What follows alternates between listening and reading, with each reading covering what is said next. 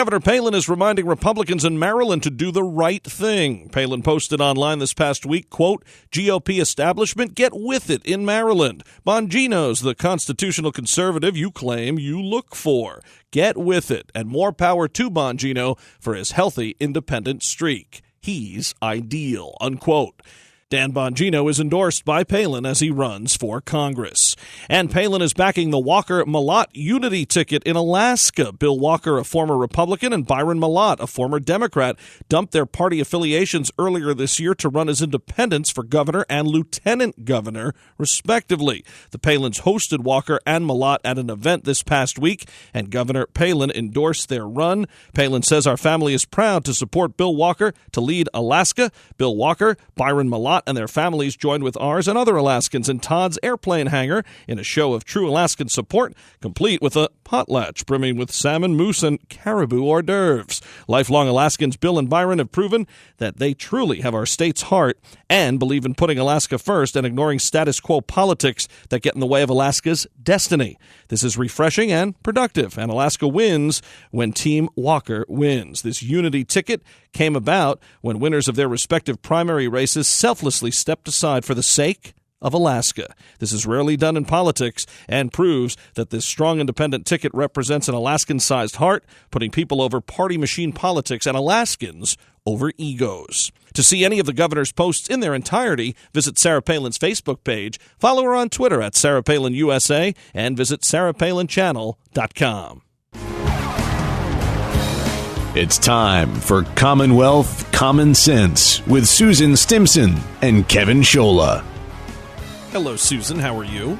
I'm doing great, Kevin. Nice to be back. Thank you for being here. You know, President Obama, the great usurper, the king of executive order, we've seen him dance around many issues, whether it be Obamacare or gun control or whatever it may be. When he doesn't come out on top, when you go through the branches of government like you're supposed to, when he doesn't get his way, well, then he says he'll just break out the mighty pen and do what it is he has to do. And now, well, I guess he's threatening again, or not even threatening. I mean, he's brazen at this point about that he's going to get things his way when it comes to immigration, too, no matter what we hear from Congress or others.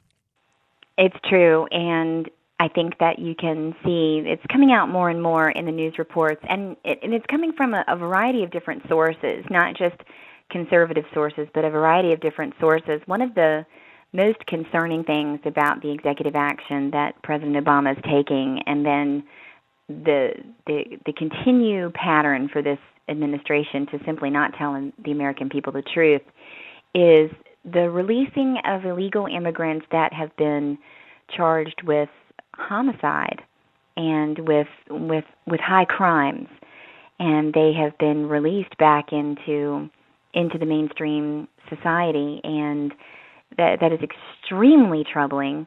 It's also extremely troubling to read the reports from different sources that he is on his own going to decide how to move forward with. We don't know exactly what it's going to be, whether it's going to be just a blanket amnesty, providing identification for people who are here illegally, and it's not just about people who are coming here in a legal way, and it's not even about the immigration issue. It really is about the abuse of power this president has continued to do over and over. But this one seems well above and beyond what he's done so far. Well, yeah, and that's why I said, it's many issues. It's not just immigration. Whenever he doesn't get his way, either, he'll do it another way or just change the rules. But as far as immigration is concerned, you would think that someone who is in the Oval Office, someone who's the President of the United States, who could really give a positive message of saying, hey, look at me, I came up as an underdog, and here I am as President of the United States, you think he would promote legal citizenship. Look at all the people who've come to this great country and have done it the right way. I mean, they're more upset about this open border ridiculousness more than folks who did not immigrate here. Well, and the real concern, I think, that we're going to be seeing more and more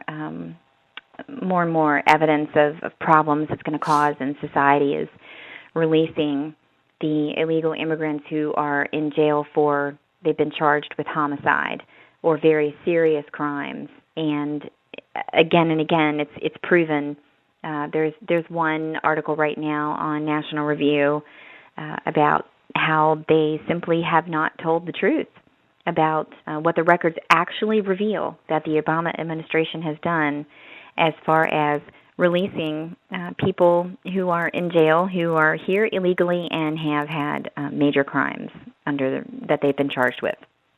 It's going to be very interesting when we look at them. I mean, we know already, but I mean, when other people who are in denial or just, not seeing it, a few years from now, assuming the nation's standing, when we take a look back at all of the things that this president really had a hand on doing and all of his guys from Holder to Reid, all the way down the list, it's really even worse than I think we could have imagined in 2008 in many facets. Well, the real test is going to be, I do sincerely hope that the Republicans win the Senate. I just want Harry Reid out of there, as I think many people do. He has certainly been a partner in this obstruction of justice and this, going around the Constitution. Barack Obama has had a great partner in Harry Reid. But when the Republicans have the power of both houses in Congress, at the Senate and the House of Representatives, it is going to be up to them to really assert that authority that they have as representatives of the people and to push back on the overreach that President Obama has done in his role as president. All right, Susan, good stuff. Happy Halloween, and hopefully things won't be as scary after Election Day in Washington. We'll talk to you next week. Thank you. Susan Stimson in Virginia. More Commonwealth Common Sense next week. Now, our weekly commentary, Steel Resolve. Here's Sarah Steelman. Thanks, Kevin. 2 numbers were released this week that should make us stop and think about the economic trajectory of our country. The Social Security Agency released wage statistics for 2013. Last year, 50% of all American workers made less than $28,031, and 39% of all American workers made less than $20,000. If you worked a full-time job at $10 an hour all year long with 2 weeks off, you would make $20,000. Think of that, 39% of all Americans made less than that.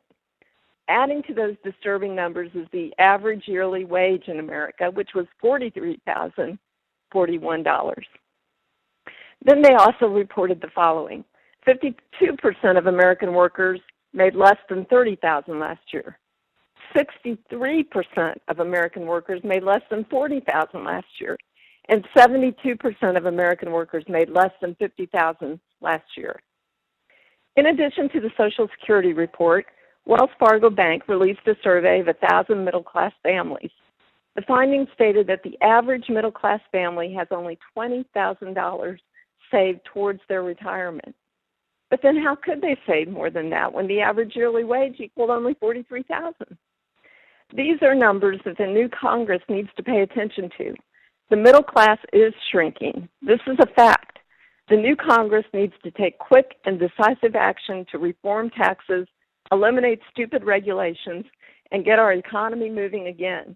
These numbers will only get worse if the status quo continues. This is Sarah Steelman from Mama Grizzly Radio. Tune in again next week for another segment of Steel Resolve right here on the Palin Update. The Palin Update, including Strappin' with the Colonel, Commonwealth Common Sense, and Steel Resolve, is on demand and available for download. So just head to mamagrizzlyradio.com, pick the show you want to hear, and you can listen anywhere, anytime. Well, that'll just about do it for this edition of the Palin Update on Mama Grizzly Radio. Visit mamagrizzlyradio.com for continuing coverage of Governor Palin. Also, like Mama Grizzly Radio on Facebook. Follow along on Twitter at Mama Grizz Radio, at Kevin Scholla, at Rob Maness, at Susan B. Stimson, at Sarah_Steelman, and at 3DSTS. And I'm doing some writing for Breitbart News. Go to Breitbart.com and search Kevin Scholla. I want to thank Sarah Steelman, Susan Stimson, Rob Maness, and everyone here at Mama Grizzly Radio.